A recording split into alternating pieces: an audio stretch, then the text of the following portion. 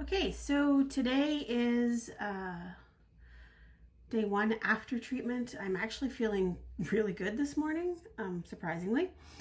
Woke up a little bit earlier than I thought I might, but okay, guess what? If I want to have a nap later, I can have a nap later. Um, but yeah, no, I am feeling all right today.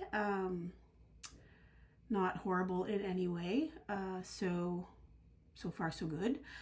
I did find last time it was day 3 and 4, I think, were my worst days. So I'll take it when I can get it, and be happy with feeling okay. So yesterday was, like I said, my second treatment. Fairly uneventful. Got into the city. Thank goodness we went early. Traffic is insane. I hate the city and I hate the traffic, but got to the hospital, got in, got settled, went back to my chair.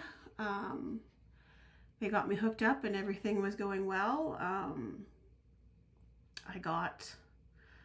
Yesterday was just the two chemo drugs. Like I said, I plan on doing some videos here explaining the different drugs and what they're targeting and what they're for. So yesterday was just the two chemo drugs. And as always, they start with an anti-nauseant and some Benadryl. I'm going to keep watching here. I've started to get these little kind of rashes under my arm here. Oh, and again, check that out.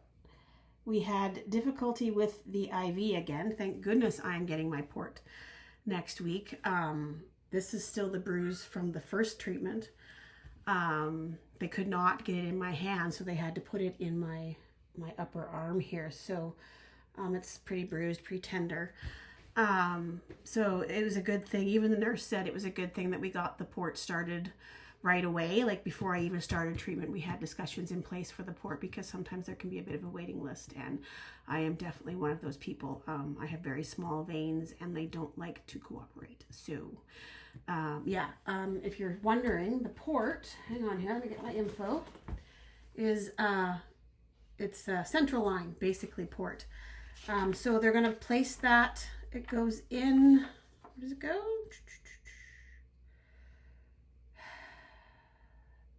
It goes under the skin and has a raised center. So there's a part that allows them to access the port. So that's where they'll put the needle, so there's no more jabbing me every time. But the nice thing about this one is I can shower with it.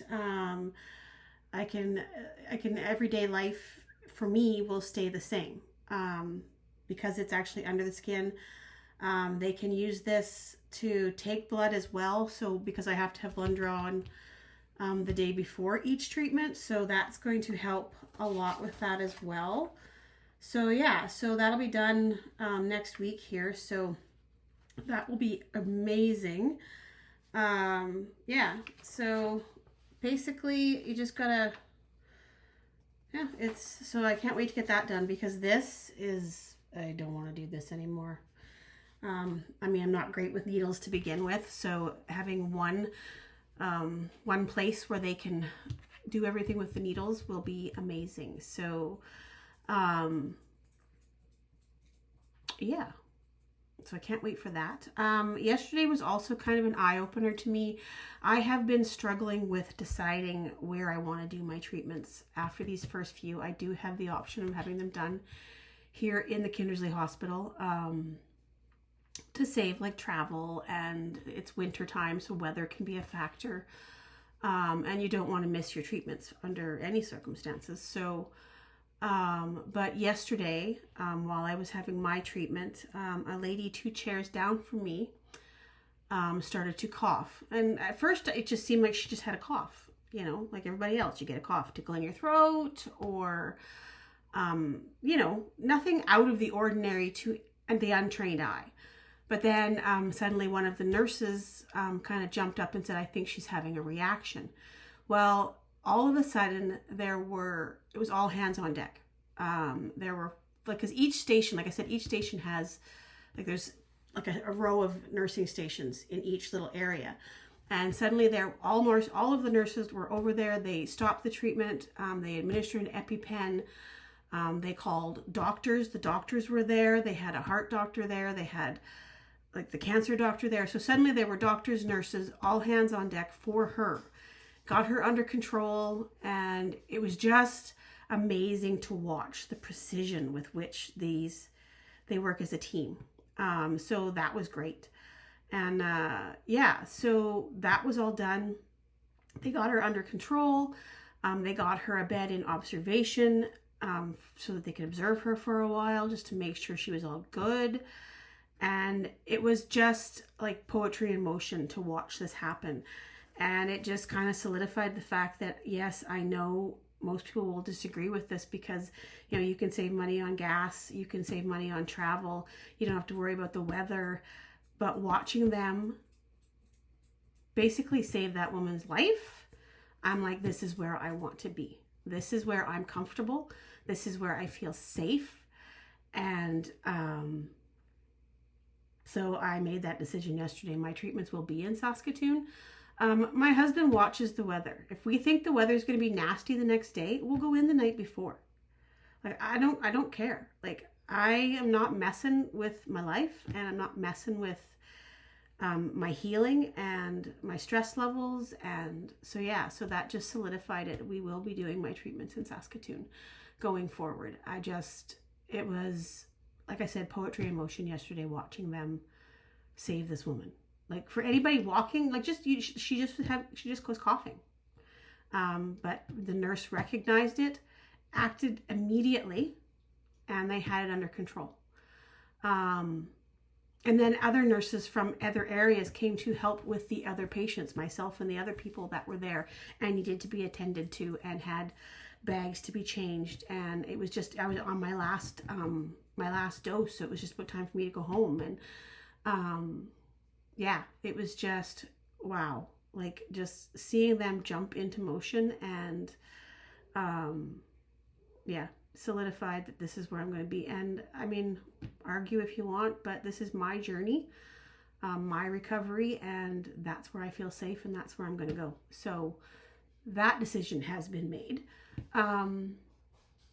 So yeah, that was a little bit of excitement and a little bit of a eye opener, and it helped me make my decision and decide, you know, where we're going forward with my treatments and stuff. So yeah, that's the plan going forward.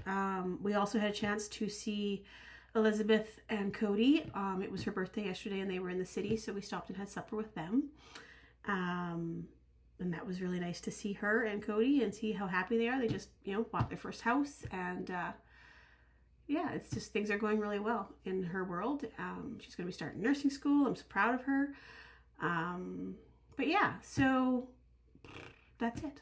That's all I had to share today. I just want to talk a little bit about what happened yesterday, the decision that we've made, or I've made, because in reality, the only person that can decide where I feel safe is me.